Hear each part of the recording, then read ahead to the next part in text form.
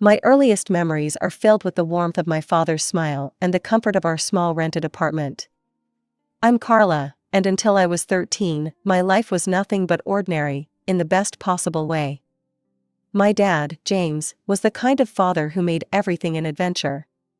Even though we lived in a modest apartment, he turned our tiny balcony into a fairy garden and our living room into a fort during rainy weekends. Mom, Sarah, was different, more reserved, always dreaming of a bigger house and a grander life. But back then, their differences seemed to balance each other out perfectly. "Carla, sweetie, would you like to spend the weekend at Grandpa's?" Mom would often ask, and I'd jump at the chance. Not because I didn't want to be home, but because Grandpa Richard's house was like a second home to me.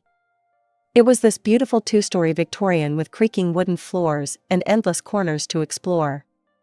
"Your mother needs her alone time with your father," Grandpa would explain with a knowing smile when I'd arrive at his doorstep. "And I need my time with my favorite granddaughter." I was a perceptive child, more than the adults around me realized. I understood that Mom sometimes needed space, that she and Dad had their own relationship to nurture. It didn't hurt me, if anything, it made me feel mature. Plus, those weekends with Grandpa were precious. He'd tell me stories about Dad's childhood, teach me about managing money, he was a retired bank manager, and make the best pancakes in the world. "You know, Carla," he told me once while we were having breakfast on his porch, "your mother dreams of a house like this. But you know what's more important than a big house? A home filled with love." I nodded, understanding even at that young age. Our apartment might have been small, but it was filled with love. Dad would come home from his job at the insurance company, swing me around in his arms, and pepper Mom with kisses until she laughed despite herself. Those moments made our tiny space feel infinite. But life has a way of changing when you least expect it. I was 13 when Dad started losing weight rapidly. At first, he joked about it, saying he was finally getting in shape, but his eyes told a different story. The doctor's visits became more frequent, and Mom's face grew increasingly worried. "It's just a phase," Dad would say, ruffling my hair weakly. "I'll be back to my old self in no time." But he wasn't. The disease, aggressive pancreatic cancer, consumed him like a wildfire. Within months, my strong, vibrant father became a shadow of himself. I watched helplessly as Mom tried to hold everything together, but I could see her crumbling inside. The last conversation I had with Dad is forever etched in my memory. He was lying in his hospital bed, his hand barely strong enough to hold mine. "Take care of your mom for me, princess," he whispered. "And let Grandpa guide you. He's wiser than all of us combined." The year after Dad's death felt like living in a fog. Mom spiraled into such deep depression that she could barely look at me. I guess I reminded her too much of him. Thank goodness for Grandpa Richard. He became my rock, my safe harbor in the storm that our lives had become. Living in Grandpa's house wasn't just a temporary solution anymore, it became my new normal. Every morning, I'd wake up in what used to be Dad's old room, surrounded by his childhood photos and trophies. Grandpa made sure I kept up with school, helped me with homework, and tried his best to fill the void both my parents had left, one through death, the other through grief. Mom would call occasionally, but her voice always seemed distant, detached. Her visits were even rarer, quick stops where she'd barely meet my eyes, before rushing off again. I learned to stop expecting more. Then, exactly 1 year and 2 months after Dad's death, everything changed. Mom showed up at Grandpa's door one sunny Saturday morning, and I almost didn't recognize her. Gone was the grieving widow in black, replaced by someone wearing a bright yellow dress and sporting a new haircut. Her face was glowing with unhappiness. "Carla, sweetie, pack your things. You're coming home," she announced, bouncing on her heels like a teenager. I looked at Grandpa, confused.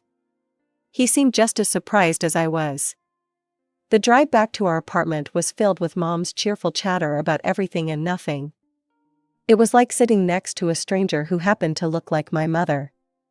But the real shock came when we walked through our apartment door. There, in our small living room, stood a tall man and a girl who looked about 3 years younger than me. They both smiled awkwardly as Mom practically danced to their side. Carla, meet Robert and his daughter Emma. Robert is my fiancé, and Emma will be your new sister. We're getting married soon. Mom beamed, clutching Robert's arm. The room started spinning. What? When did this happen? Oh, we've been dating for a while now. Mom waved her hand dismissively. I didn't tell anyone about our relationship. You know how people can get jealous and judgmental. It was better this way. I stumbled to my old room, barely registering that it had been redecorated. With trembling hands, I pulled out my phone and called Grandpa. He answered on the first ring. Mom has a fiancé, I whispered into the phone. She's getting married and didn't tell anyone. There's a man here, and his daughter.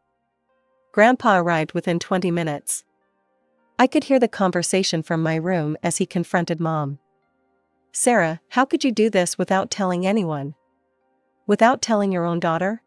Dad, I'm happy for the first time in forever. Mom's voice was defensive. I've decided to start fresh, to live again. James would want that. He wouldn't want me to waste away in depression forever. There was a long pause before Grandpa spoke again, his voice heavy with resignation.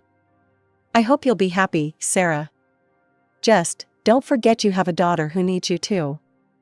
The 3 months before the wedding were like living in some twisted alternate reality. Our small apartment felt even more cramped with 4 people instead of 2, but that wasn't the worst part. What really got to me was watching Emma, my soon-to-be stepsister, wrap my mother around her finger. Mom, can you help me with my hair? Emma would say, and my mother would drop everything, including our conversation, to assist her. The way she said Mom made my skin crawl, especially since she'd only known my mother for a few months. Mom seemed blind to everything except Emma. When Emma mentioned she loved ballet, Mom immediately signed her up for private lessons, something I'd begged for years ago but was told we couldn't afford. When Emma complained about her old phone being too slow, Mom bought her the latest iPhone model. When Emma wanted to redecorate her side of the bedroom we now shared, Mom took her shopping and spent hundreds of dollars on new bedding, curtains, and decorations. Your sister needs to feel welcome here, Mom would say whenever I tried to point out the disparity in treatment. Stepsister, I'd correct her. And I need to feel welcome too. She'd just shake her head and walk away. The wedding day itself was a modest affair at a local venue, but Mom glowed with happiness. I stood there in my bridesmaid dress, watching as she fussed over Emma's hair and makeup, barely sparing me a glance. Throughout the ceremony and reception, Mom kept Emma close, holding her hand, introducing her to everyone as my beautiful daughter. I might as well have been a waitress for all the attention I received. Grandpa gave them a check for $5,000 as a wedding gift, a generous amount by any standard. But I overheard Mom's reaction when she cornered him by the restrooms. Really, Dad? A check? She hissed, her face flushed from champagne and anger. I was counting on you giving us your house. We're a proper family now, we need the space. That apartment is too small for 4 people. Grandpa remained calm, though I could see the disappointment in his eyes. Sarah, you're rushing everything. First the sudden engagement, now this? That house isn't just property to be handed over on a whim. Besides, it's where Carla spends half her time now. Oh, so that's it? You're playing favorites now? No, I'm being practical. And maybe you should be too. I slipped away before they could notice me, but the conversation haunted me. My mother had changed so much that I barely recognized her anymore. She'd created this new perfect family in her mind, with Emma as the star child and Robert as the ideal husband. There didn't seem to be any room left for me. So I did what any unwanted person would do, I spent more and more time at Grandpa's house. At least there, I didn't have to pretend to be happy about being replaced. For years have passed since that moment, and I was about to graduate from high school. Living in that apartment had become a masterclass in avoiding conflict. I'd learned to be quiet, to take up as little space as possible, to spend most of my time either in my room or at Grandpa's. One evening, during our weekly family dinner, another exercise in pretending we were one big happy family, I decided to share my plans for the future. "I've been accepted to State University," I announced, trying to keep my voice steady. "I want to study finance and business management." The silence that followed was deafening. Mom put down her fork, exchanged a look with Robert, and cleared her throat. "Actually, Carla, I think it would be better if you started working after graduation. College isn't necessary for everyone." I stared at her, bewildered. "What are you talking about?" "Dad set up a college fund for me before he died. He always wanted me to get higher education." Mom shifted uncomfortably in her chair. "About that fund, Robert and I have been talking, and we think it would be better to save that money for Emma's education. She's incredibly talented, you know. Top of her class in everything. She'll need a good university education to reach her full potential." Robert nodded sagely. "Emma has shown remarkable aptitude in her studies. It would be the right thing to do, Carla. You could work for a few years, save up, and then go to college if you still want to." I felt like I'd been punched in the stomach. The college fund, the last gift my father had arranged for me, they wanted to take that too? "That money is mine," I said, my voice shaking with anger. "Dad left it specifically for MY education. You can't just give it to Emma." "Don't be selfish, Carla." Mom's eyes filled with tears. "Emma is your sister." "Stepsister." I stood up so quickly, my chair fell backward. "And that money is the last thing I have from Dad. You've given her everything else, my room, your attention, your love. But you can't have this. I won't let you take it." "How dare you?" Mom was crying now, but I could see the manipulation in her tears. "After everything we've done for you. Emma needs." "Emma needs? What about what I need? What about what Dad wanted for me?" The argument ended with doors slamming and tears, mostly Mom's, as she wailed about my selfishness. After that night, the apartment became even more hostile. No one spoke to me unless absolutely necessary. Emma would smirk whenever she passed me in the hallway, and Robert wouldn't even look in my direction. When graduation day came, I wasn't surprised to find only Grandpa in the audience. He cheered loud enough for 4 people when they called my name, and his proud smile meant more to me than anything my new family could have offered. That evening, I packed everything I owned into 3 cardboard boxes and my old suitcase. Grandpa helped me load them into his car. "Your room is always ready for you, sweetheart," he said as we drove away from the apartment.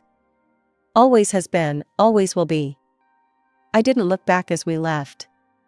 There was nothing there for me anymore. College life became my escape. I threw myself into my studies, determined to make my father, and Grandpa, proud.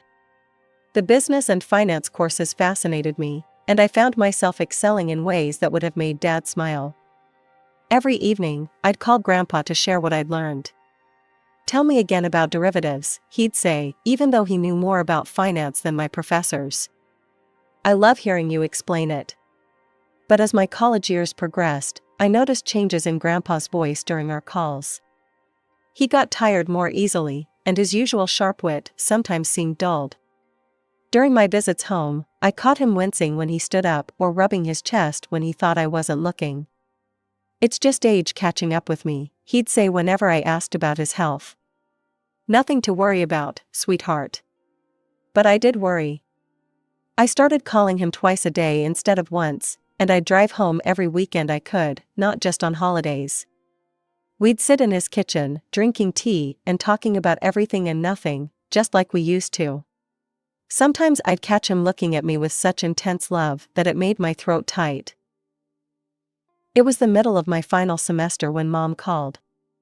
I almost didn't answer. It was the first time she'd called in 4 years. But something made me pick up. "Grandpa died last night," she said, her voice flat and emotionless. "The funeral is on Thursday at 2 p.m. Hartford Funeral Home." The phone slipped from my hand. I don't remember much of what happened next, just that my roommate found me curled up on the floor, sobbing uncontrollably. Thursday came too quickly, and not quickly enough. The funeral home was exactly the kind of place Grandpa would have chosen, understated but elegant, with large windows letting in natural light. I arrived early, my black dress feeling too tight, my skin too sensitive, everything wrong, because Grandpa wasn't there to make it right. I expected to see Mom and her family, but they weren't there. Instead, Mr. Harrison, Grandpa's friend from his banking days, was organizing everything. "They're running a bit late," he said when I asked. "Your mother called to say they'd be delayed." The service was beautiful, filled with people from Grandpa's life sharing stories about his kindness, his integrity, his humor. I sat in the front row, alone with my grief, until halfway through the service when I heard the back door open. Mom swept in with Robert and Emma, all in perfectly coordinated black outfits. They took seats in the far back, and Mom didn't even glance in my direction. Her face was set in a mask of appropriate grief, but her eyes were already darting around the room, assessing, calculating. I turned back to face the front, my tears now burning with both grief and anger. Even here, even now, she couldn't acknowledge me. Couldn't put aside her pettiness for one day to mourn her own father. After the funeral service, I drove to Grandpa's house, my home for the past 4 years, only to stop short at the sight that greeted me. There, scattered across the front lawn like worthless debris, were garbage bags filled with my belongings. My clothes, my books, my photo albums, everything from my room had been unceremoniously thrown out. Some bags had split open, spilling my life across the grass. With trembling hands, I tried my key in the front door. It wouldn't turn.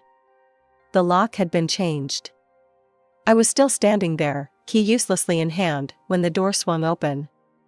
Mom stood in the doorway, wearing the same black dress from the funeral, but now with an expression of triumph rather than grief. "Oh good, you're here to collect your things," she said, as if she was doing me a favor. "This is my house now. Dad's finally gone, and as his only child, I'm the rightful heir. I've already had the locks changed, we're moving in tonight." I stared at her, unable to process the cruelty of it all. "You couldn't even wait until after the funeral? These are my things, my home." "No, this is my home now," she cut me off sharply. "And you better take your stuff quickly, or it's going in the dumpster. I need to clear the space for Emma's things." She smiled coldly. "She's getting your old room, by the way. She's always wanted a bigger bedroom." I felt numb as I gathered my belongings, stuffing everything back into the torn bags, trying to collect the scattered photos of Dad and Grandpa from where they'd fallen in the grass. My mother stood in the doorway the entire time, watching me like a security guard, making sure I didn't try to steal anything. The drive back to my college dorm was a blur of tears and disbelief. My roommate helped me carry everything up, not asking questions when she saw my state. A week later, I received a call from a law firm. "Miss Johnson? This is Mr. Anderson from Anderson and Partners Law Firm. I'm your grandfather's notary. We need you to come in for the reading of his will. Would Thursday at 10 a.m. work for you?" I agreed, though I couldn't see the point. Mom had made it clear she was the heir to everything. When I arrived at the notary's office that Thursday, Mom, Robert, and Emma were already there, seated like royalty in the leather chairs. Emma was examining her manicure, while Robert scrolled through his phone. Mom's eyes narrowed when she saw me. "What are you doing here?" she asked loudly enough for everyone in the office to hear. "You're clearly not needed for this. We're handling family business." Mr. Anderson adjusted his glasses and began reading from the document in front of him. "I, Richard James Mitchell, being of sound mind and body, declare this to be my last will and testament." He started with the formal language, but I saw Mom already smiling triumphantly. That smile froze when Mr. Anderson continued, "To my beloved granddaughter, Carla Johnson, I leave my house at 1542 Oak Street, along with all its contents, and my entire savings account containing $475,000. The room went deadly silent for a moment. Then Mom's voice shattered it. "What? This can't be right." She snatched the document from Mr. Anderson's hands, her eyes scanning frantically. "Where's my part? I'm his daughter." Mr. Anderson calmly retrieved the will. "Mrs. Waters, your father's wishes are quite clear. He leaves everything to Miss Carla Johnson. There is no provision for you in the will. This is impossible. Mom's face had turned scarlet. She manipulated him. She poisoned him against me. I'll sue. I'll contest this will. The will is ironclad, Mr. Anderson stated firmly. Your father had it properly witnessed and notarized 6 months ago. He was of completely sound mind, as attested by his doctor. Any attempt to contest it would be futile and expensive. Mom's strategy suddenly shifted. The rage in her eyes transformed into tears as she turned to me. Carla, sweetie, please, she pleaded, her voice honey-sweet now. We've already given up our apartment. We moved everything out yesterday. We have nowhere to go. You can't just throw us out on the street. We're family. I stood up, holding the folder Mr. Anderson had just handed me. Inside were the deed to the house, ownership transfer documents, and all the legal paperwork confirming my ownership of the property. Family? I asked quietly. Like how you threw my belongings onto the lawn before Grandpa was even in his grave. Like how you tried to steal my college fund? Like how you've treated me for the past 4 years? That was different. We were. This is your problem, not mine, I cut her off, turning to leave. I suggest you start looking for a new apartment. I drove straight to Grandpa's house, my house now, but I couldn't get in. I pulled out my phone and called a locksmith, explaining the situation. When he arrived, I showed him my freshly notarized ownership documents. I'm the legal owner of this house, I explained, showing him the paperwork. I need you to open these locks and then change them to new ones. I want to be the only one with the keys. As the locksmith worked, I gathered up everything that belonged to Mom, Robert, and Emma, all the clothes they'd already unpacked, their toiletries from the bathrooms, Emma's posters she'd already stuck to my old bedroom wall. I loaded it all into garbage bags, just as they'd done with my things. When the locksmith finished and handed me the new keys, I dragged all their bags onto the front porch and arranged them neatly. The symmetry of the situation wasn't lost on me, their belongings now sat where mine had been just days ago. As the sun began to set, I heard the familiar sound of Mom's car pulling into the driveway. I watched through the living room window, Grandpa's favorite spot to read his morning paper, as their reactions played out exactly as I'd expected. What is this? Mom's shriek could be heard clearly through the closed windows. Our things? All our things are outside. I opened the door, but stood firmly in the doorway as they approached. Mom's face was red with fury, Robert looked like he'd swallowed something sour, and Emma was already crying theatrical tears. How dare you? Mom stormed up the porch steps. We live here now. You can't do this to us. Actually, I can. This is my house now, legally and rightfully.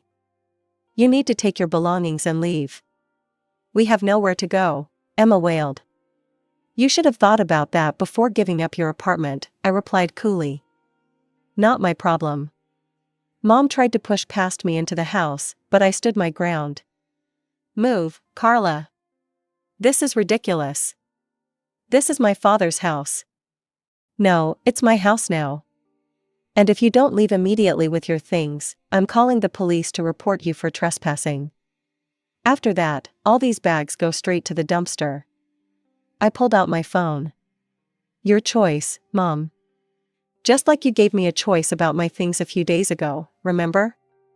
The next few minutes were filled with cursing and threats as they gathered their bags. Mom alternated between crying and screaming about how unfair it all was, while Emma kept saying I'd regret this. Robert muttered under his breath about contesting the will.